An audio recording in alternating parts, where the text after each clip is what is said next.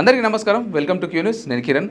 Present ఉన్నటువంటి జనరేషన్లో true love ఉందా అంటే 100%, 100కి 100% లేదని చెప్పుకోవాలి. మరి అలాంటి ఘటనలు మనం ప్రతిరోజు చూస్తూనే ఉన్నాం.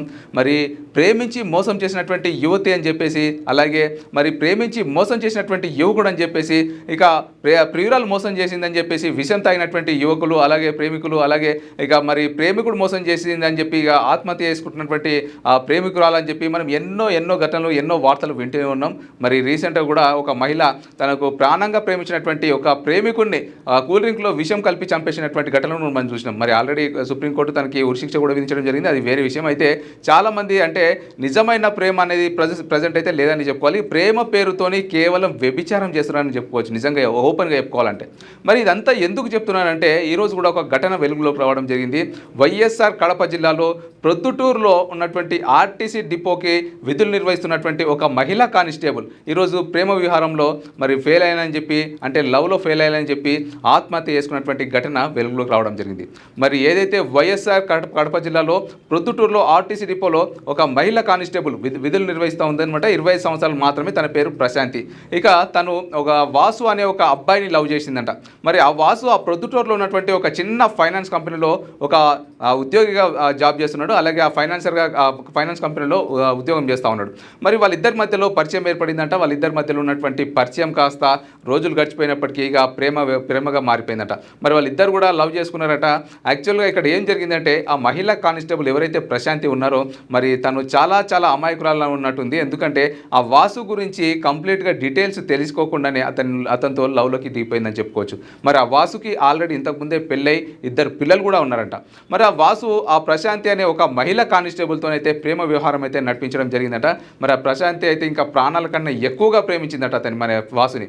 ఇంకా మొత్తం మీదనైతే వాళ్ళ ప్రేమ వ్యవహారం కొన్నాళ్ళు గడిచిపోయింది. దాని తర్వాత ఇక మొత్తం మీద ఇంకా వాళ్ళు ప్రేమ వ్యవహారం ఇంకా ఎన్ని రోజులు గడుపుతాం ఇలా, మరి పెళ్లి చేసుకో అని చెప్పేసి అయితే ప్రశాంతి ఆ వాసును అడగడంతో ముఖం చాటేస్తూ వచ్చాడట.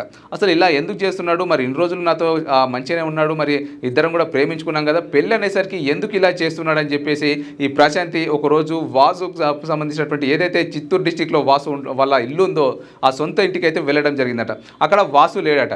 అక్కడ కేవలం వాళ్ళ కుటుంబ సభ్యులు మాత్రమే ఉన్నారు. అయితే ఆ చిత్తూరు జిల్లాలో ఉన్నటువంటి ఏదైతే వాసు కుటుంబ సభ్యులు ఉన్నారో ఆ ప్రశాంతికి నిజం చెప్పడం జరిగిందట. నువ్వెవరు, మాకు ఆల్రెడీ మా వాసుకు పెళ్ళి అయిపోయింది, ఆల్రెడీ 2 పిల్లలు కూడా ఉన్నారని చెప్పేసి అయితే చెప్పిరట. మళ్ళీ అలాగే వాళ్ళ యొక్క వాసు యొక్క కుటుంబ సభ్యులు అంటే వాళ్ళ పిల్లలు, వాళ్ళ భార్య కూడా తనతో మాట్లాడడం జరిగిందట.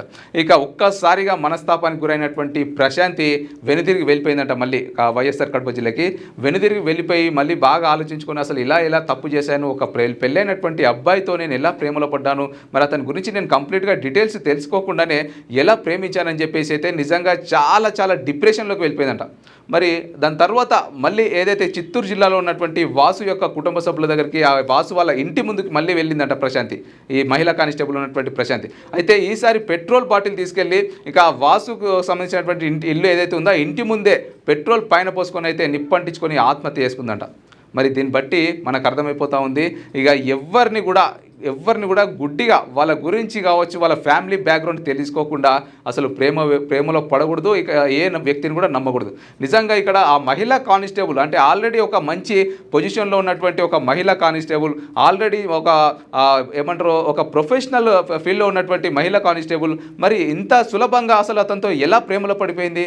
మరి అసలు అతను కంప్లీట్గా ఫ్యామిలీ బ్యాక్గ్రౌండ్ తెలుసుకోకుండా, మరి అతని కుటుంబ సభ్యుల వివరాలు తెలుసుకోకుండా అతనితో ప్రేమలో ఎలా పడిపోయింది? నిజంగా ఇదంతా కూడా ఒక అమాయకత్వం అని చెప్పుకోవచ్చు. మరి ఆ ప్రశాంతి కేవలం 25 సంవత్సరాలు ఉన్నటువంటి ఏదైతే ప్రశాంతి ఉందో నిజంగా తను బలవన్మరణానికి పడినటువంటి ఘటన అందరినీ కలిసివేస్తోంది. ప్రజెంట్ 2 తెలుగు రాష్ట్రాల్లో కూడా దీనికి సంబంధించినటువంటి వార్త సోషల్ మీడియాలో హల్చల్ చేస్తోందని చెప్పుకోవచ్చు. ఇక దీన్ని బట్టి మనకు ఏమర్థమవుతుంది, ఆ వాసు కేవలం శారీరకంగా లేదు అంటే మరి ఆర్థిక పరంగా మాత్రమే ఆ ప్రశాంతి అనే ఒక మహిళా కానిస్టేబుల్ అయితే వాడుకున్నాడని చెప్పుకోవచ్చు. ఇక జనరల్గా నార్మల్గా చిన్న ఉద్యోగాలు చేసేటువంటి వాళ్ళు, లేదంటే చిన్న కంపెనీల్లో ఉద్యోగాలు చేసేటువంటి వాళ్ళు, లేదంటే అమాయక పేద మహిళలైనటువంటి వాళ్ళను నమ్మించి మోసం చేసినటువంటి ఘటనలు మనం నిత్యం చూస్తూనే ఉన్నాం.